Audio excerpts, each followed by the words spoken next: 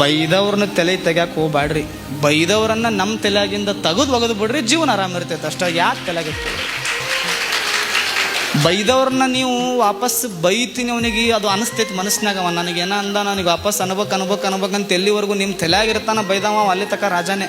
ನಿಮ್ಮ ತಲೆಯಾಗಿಂದ ಅವ್ನು ಒಗದು ಬಿಡ್ರಿ, ಅವ್ನು ಮುಗಿದು ಹೋಯ್ತು ಕೆಲಸ. ಹೊಕ್ಕನ್ ಬಿಟ್ಟ ಬೈದ್ಯಾ ಆಯ್ತಪ್ಪ ಆರಾಮಿರು ಅನ್ನೋದದ, ಮುಂದೆ ಬರೋದದು.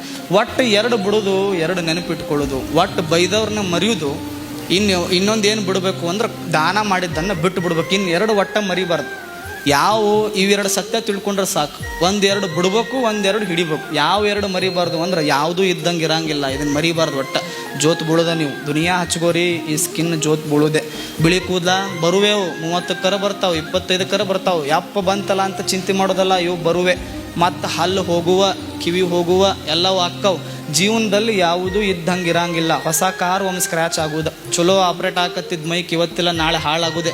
ಮಸ್ತ್ ಇಸ್ತ್ರಿ ಹೊಡೆದು ಹಾಕ್ಕೊಂಬಂದಿದ್ದು ಬಟ್ಟೆ ಮುದಿಡಿ ಆಗಿ ಹರಿಯುವುದೇ. ಇವತ್ತಿಲ್ಲ ನಾಳೆ ಹಾಕ್ಸಿದ ಠಾರ್ ರೋಡ್ ಒಂದರ ತೆಗ್ದು ಬೀಳುದ. ಮತ್ತು ಚಂದ ನಡೆದೈತೆ ಎಲ್ಲ. ಒಂದು ಅರಿವಿ ಭಾಳ ಚಂದ ಮನೆ ಕಟ್ಟಿನಿ ಅಂದ್ರೆ ಒಂದೆರಡು ಎಲ್ಲರ ಮನೆ ಸೀಳುದ. ಭಾಳ ಚಂದ ಮರ. ನನ್ನಂಥ ಗಿಡ ಯಾವ ನೆಟ್ಟಿಲ್ಲ ಊರಾಗಂತ 20 ವರ್ಷ ಇರ್ತದ, 30 ವರ್ಷ ಇರ್ತದ. ಗಿಡ ಒಮ್ಮೆ ಅದು ಬಾಡಿ ಬೀಳುದ. ಯಾವುದೂ ಇದ್ದಂಗಿಲ್ಲ, ಯಾವುದೂ ಇದ್ದಂಗೆ ಇರಂಗಿಲ್ಲ. ಒಂದು ಸತ್ಯ ತಿಳ್ಕೊಳ್ಳೋದು. ಎರಡನೇ ಸತ್ಯ ಏನು ಅಂದ್ರೆ ನಮಗೆ ಸಾವು ಕಟ್ಟಿಟ್ಟು ಬುತ್ತಿ.